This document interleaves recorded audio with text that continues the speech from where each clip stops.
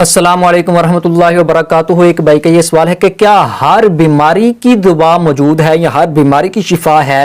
تو آج ہم آپ کو اس ویڈیو میں یہ بتائیں گے کہ کس کس بیماری کی دوا موجود ہے، شفا موجود ہے، اور نبی کریم رؤوف الرحیم علیہ تحیت و تسلیم نے وہ کون سی چیز بتائی ہے جس میں بہت کمال کی شفا ہے۔ اللہ تبارک و تعالیٰ کے پیارے حبیب علیہ الصلوۃ والسلام چونکہ اطباء کے بھی سردار ہیں، آپ علیہ الصلوۃ والسلام چونکہ روحانی و جسمانی اور تمام ظاہری و باطنی علوم سے واقف تھے، اسی لیے اللہ تبارک و تعالیٰ کے پیارے حبیب علیہ الصلوۃ والسلام نے بڑی کمال کی احادیث اس میں بیان فرمائی ہیں، ایسی باتیں بیان فرمائی ہیں کہ لوگ دھنگ رہ جائیں۔ پہلی بات یہ ہے کہ یہ سوال کہ کیا ہر بیماری کا علاج ممکن ہے، تو اللہ تبارک و تعالیٰ کے پیارے حبیب علیہ الصلوۃ والسلام یہ صحیح بخاری میں یہ اس کا نمبر ہے 5678۔ آپ علیہ الصلوۃ والسلام فرماتے ہیں ما انزل اللہ داء الا انزل له شفاء، کہ اللہ تبارک و تعالی نے کوئی بیماری ایسی نازل نہیں کی، کوئی بیماری ایسی نہیں بنائی جس کی شفا نہ رکھی ہو۔ یعنی اٹ مینس کہ اللہ تبارک و تعالیٰ نے ہر بیماری اگر کوئی نازل کی ہے، بیماری اگر کوئی ہے لوگوں میں پائی جاتی تو اس کی شفا بھی موجود ہے۔ وہ یہ جو روایت ہے یہ اللہ تبارک و تعالیٰ کے پیارے حبیب علیہ الصلوۃ والسلام نے یہ سنن ابن ماجہ میں بھی ہے، اس کا جو نمبر ہے یہ 3439 ہے، اور اسی طرح مصنف ابن ابی شیبہ میں بھی ہے، سنن الکبریٰ للنسائی میں بھی ہے، سنن الکبریٰ للبیہقی میں بھی ہے، اور یہ صحیح حدیث ہے۔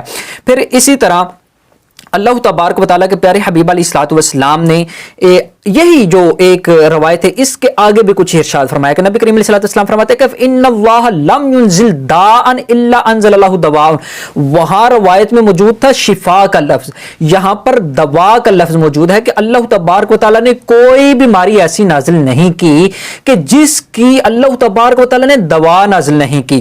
ہاں اللہ تبارک و تعالیٰ کے پیارے حبیب علیہ الصلوۃ والسلام خود ارشاد فرماتے ہیں غیر داء واحد، ہاں ایک بیماری ایسی ہے جس کے اللہ تبارک و تعالیٰ نے دوا نازل نہیں کی، اس کی شفا نازل نہیں کی۔ قالوا وما هو یا رسول اللہ صلی اللہ تعالی وسلم، تو عرض کی یا رسول اللہ صلی اللہ تعالی وسلم وہ کون سی چیز ہے؟ تو نبی کریم رؤوف الرحیم جانے جانا صلی اللہ تعالی وسلم آپ فرماتے ہیں الحرم، کہ یہ جو بڑھاپا ہے یہ ایک ایسی بیماری ہے جس کی کوئی دوا نہیں ہے۔ اس سے وہ لوگ بھی ذرا عبرت حاصل کریں جو کہتے ہیں کہ وہ بڑھاپا بوڑھے پھر جوان ہو جائیں گے، یہ وہ کیا کہتے ہیں کہ گئی جوانی ہاتھ نہیں آندی پاویں لکھ خوراکاں کھائیے۔ تو یہ نبی کریم علیہ الصلوۃ والسلام نے فرما دیا کہ جو بڑھاپا ہے نا اس کی کوئی دوا نہیں ہے۔ اب نبی کریم علیہ الصلوۃ والسلام نے خود دوا یوز کرنے کا خود بھی حکم دیا ہے، یہ نہیں کہ آپ دعائیں کریں دعائیں کرائیں، نبی کریم علیہ الصلوۃ والسلام نے اس سے منع نہیں فرمایا، قرآن و حدیث میں اس سے منع نہیں کیا بلکہ اس کا حکم دیا گیا ہے، لیکن دوا کا بھی حکم دیا گیا ہے۔ کئی لوگ ایسے ہیں وہ اتنے صوفی بن جاتے ہیں کہتے ہیں کہ نہیں جی اللہ تبارک و تعالیٰ کو اگر یہ منظور ہے تو ٹھیک ہے ہم دوا نہیں لیں گے، لیکن اللہ تبارک و تعالیٰ کے پیارے حبیب علیہ الصلوۃ والسلام کیا بیان فرما رہے ہیں وہ آپ کو سمجھنا چاہیے۔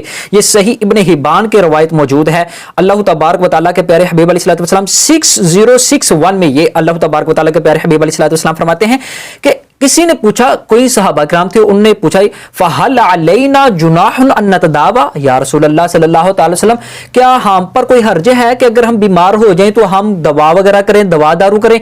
تو نبی کریم علیہ الصلوۃ والسلام نے فرمایا فَقَالَ تَدَاوَوْا عِبَادَ اللَّهِ، اے اللہ کے بندو دوا حاصل کیا کرو، دوائی دارو کیا کرو، اگر بیمار ہو جاؤ تو دوا یوز کیا کرو۔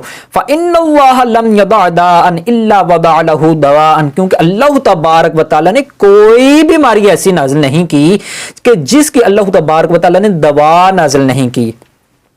پھر اب میں آخر میں جو میں نے آپ کو بتایا تھا کہ ایک ایسی چیز آپ کو بتاؤں گا کہ آپ دھانگ رہ جائیں گے، نبی کریم رؤوف الرحیم علیہ تحیت و تسلیم جانے جانا صلی اللہ تعالی وسلم آپ چونکہ ہم ڈاکٹروں سے بھی بڑھ کر جاننے والے ہیں، اب اطباء سے بھی بڑھ کر جاننے والے ہیں، سب سے اولا و اعلیٰ ہمارا نبی، سب سے بالا و اعلیٰ ہمارا نبی آپ علیہ الصلوۃ والسلام نے یہ صحیح ابن حبان کی جو روایت موجود ہے اس کا میں نمبر آپ کو ذرا بتاتا چلوں، یہ نمبر ہے جی 6075 پر آپ علیہ الصلوۃ والسلام یہی حدیث نقل فرماتے ہیں کہ ما انزل اللہ داء الا انزل له دواء، اللہ تبارک و تعالیٰ نے کوئی بیماری ایسی نازل نہیں کی جس کے اللہ تبارک و تعالیٰ نے دوا نازل نہ کی ہو۔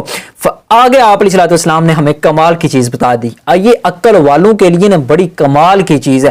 فَعَلَيْكُمْ بِأَلْبَانِ الْبَقَرِ فَإِنَّهَا تَرُمُّ مِنْ كُلِّ الشَّجَرِ، تو आप अलैहिस्सलाम फरमाते हैं कि कोई बीमारी ऐसी नाजिल नहीं की अल्लाह ताला ने जिसकी दवा नाजिल नहीं की। हाँ, लिहाजा अब तुम पर फ़अलैकुम बिअल्बानिल बकर, तुम पर गाय का दूध पीना लाजिम है।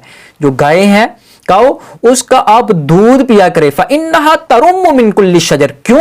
क्योंकि गाय जो है वो हर दरख्त से चारा हासिल करती है, हर दरख्त से चारा हासिल कर सकती है। और बड़े बड़े जो दरख्त होते हैं और जो उसके पत्ते होते हैं, बोटियां होती हैं, उनमें बड़ी बड़ी कमाल की शिफा होती है, बड़ी बड़ी कमाल की दवा होती है। क्योंकि वो खाती है, सब कुछ खा जाती है, ये जो दरख्त के पत्ते वगैरह हैं, इसलिए उसके दूध में बड़ी कमाल की शिफा है। अब हजरत अली मुर्तज़ा शेर खुदा रज़ी अल्लाह, ये देखें जो गाय का दूध है इसमें बड़े कमाल के फायदे हैं। ऐसे तो नहीं है, ये देखें बनी इसराइल के लोग जो हैं वो गाय की पूजा करते थे, बछड़े की पूजा करते थे। गाय के बड़े बेशुमार फवायद हैं। अभी भी आप देखें जो हिंदुस्तान में इंडिया के लोग जो हैं वो गाय को माँ का रुतबा देते हैं। वजह क्या है कि गाय के शुरू से ही बड़े फवायद नजर आते हैं। मैंने एक जगह पर पढ़ा था, शायद वो मुजर्रबात इमाम स्यूती, हजरत इमाम स्यूती रहमतुल्लाहि तआला अलैह की किताब है मुजर्रबात की, उसमें मैंने पढ़ा था। अब वल्लाह आलम वो बात ठीक है नहीं ठीक, लेकिन उसमें बड़ी कमाल की बात लिखी हुई थी। उसमें हजरत अली मुर्तज़ा शेर खुदा रज़ी अल्लाह तआला अन्हु का ये फरमान मौजूद था कि जिसमें आपने कहा कि ए लोगों, गाय का दूध पिया करो क्योंकि ये शिफा है, और गाय का जो घी है वो दवा है, यानी गाय का जो घी जो हासिल किया जाता है वो दवा है। हाँ, लेकिन गाय का जो गोश्त है वो कम खाया करो क्योंकि ये एक बीमारी है।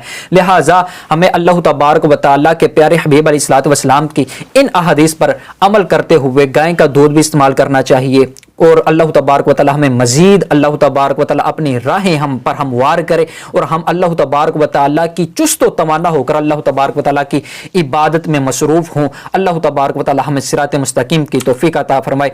अस्सलामु अलैकुम व रहमतुल्लाहि व बरकातुहू।